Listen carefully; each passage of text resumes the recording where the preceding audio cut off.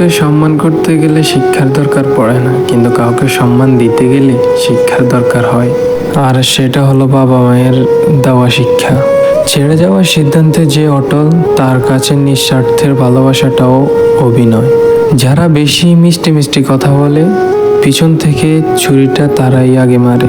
তাই কারো মিষ্টি কথায় পড়ে কাউকে এত সহজে বিশ্বাস করে নেবেন না। প্রতিদিন অন্তত 1% হলেও নিজেকে উন্নত করা উচিত।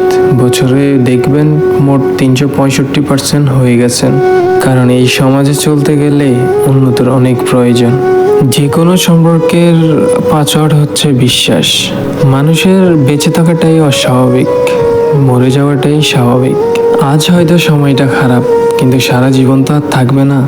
তবে আজ যাদের চিনে নিলাম, তাদের সারা জীবনেও ভুলব না। কারো কাছে অতিরিক্ত আপন হতে যাবেন, দুঃখ ছাড়া কিছুই পাবেন না। রব সবাইকে সবকিছু দেয় না, হয় কাউকে দিয়ে পরীক্ষা করে, আবার কাউকে না দিয়ে ধৈর্যের পরীক্ষা করে।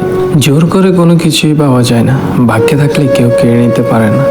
দেখতে সুন্দর অনেক পাওয়া যায়, কিন্তু যাদের মনটা সুন্দর তাদের কেবল ভাগ্য করে পাওয়া যায়।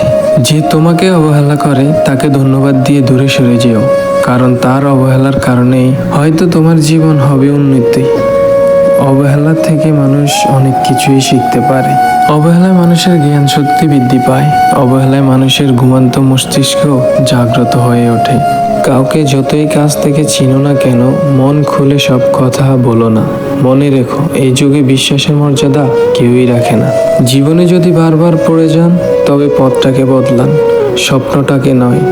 কারণ একটা গাছ পাতা বদলায়, জায়গাটাকে নয়। কথা বলতে যতটা যোগ্যতা লাগে, নীরবতা অবলম্বন করার জন্য তার চেয়ে অনেক বেশি যোগ্যতা লাগে। কাঁটা থেকে বাঁচার জন্য যেমন পায়ে জুতো পরা উচিত, সারা পৃথিবীতে কার্পেট বিছানোর প্রয়োজন নেই। ঠিক তেমনি যদি তুমি শান্তি চাও, তাহলে নিজেকে বদলানোর চেষ্টা করা উচিত, অপরকে নয়। প্রেম করলে ঝগড়া হবেই, আর যদি ঝগড়ার পরেও আবার দুজনের মিল হয়ে যায়, তাহলে সেটাই ভালোবাসা। হারানোর যন্ত্রণা কেবল সেই বোঝে যে তার প্রিয় মানুষটিকে হারিয়েছে। মানুষগুলো কেমন জানি হয়ে গেছে, প্রয়োজন ছাড়া খোঁজ নেয় না।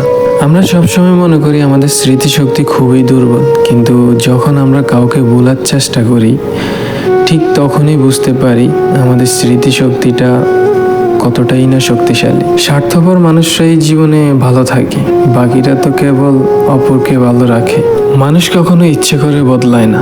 কিছু মানুষের অবহেলায়, কিছু মানুষের স্মৃতি, কিছু মানুষের ব্যবহার আর পরিস্থিতি ও সময় মানুষকে বদলাতে বাধ্য করে। জীবনের অভিজ্ঞতা থেকে বলতেছি, যতই একা থাকবেন ততই ভালো থাকবেন।